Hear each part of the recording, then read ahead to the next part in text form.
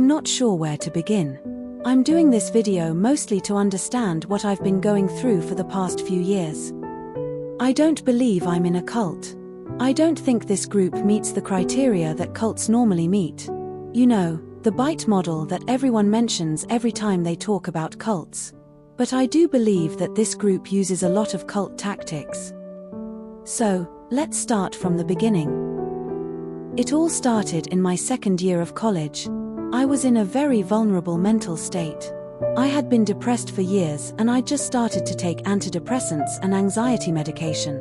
It was working, but the dosage was too low.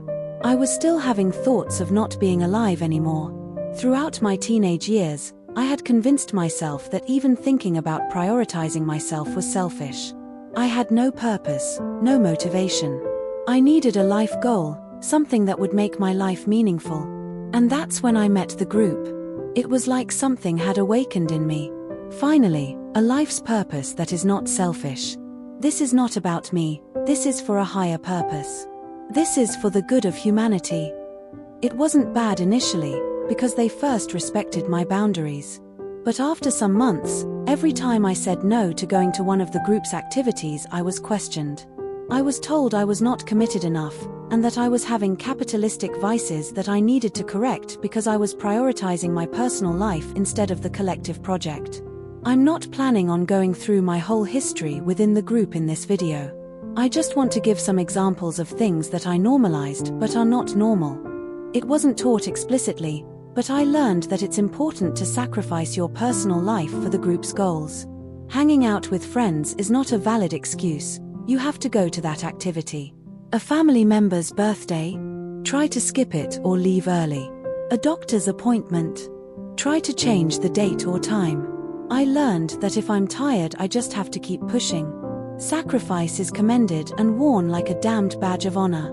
If you slept only 3 hours and ate bread for breakfast, lunch, and dinner, you tell that to your mates like it's the best thing possible.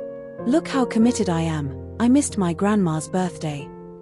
If you're not studying anything, but the group needs you to go and enroll in, for example, nursing school, they will convince you to do it. Even if you had never wanted to be a nurse, everything you don't want to do will be debated. And they will win that debate. They always do. Another thing that I learned is that you always have to tell your group leader everything. If you're having doubts, if you're going to change career paths, if you fancy someone from the group, if you kissed or slept with someone from the group, they have to know. I've had very vulnerable conversations with friends that I thought were private, but they went and told on me to the leaders. This is what's expected, even if they don't really admit it out loud. There is so much more to say, and this is just a small glimpse of what I've been dealing with for years. I've lost friendships, I've distanced myself from my family, and I'm so tired. I'll try to explain better and more in another video, and maybe someday I'll feel comfortable using my real voice. Thank you so much for watching.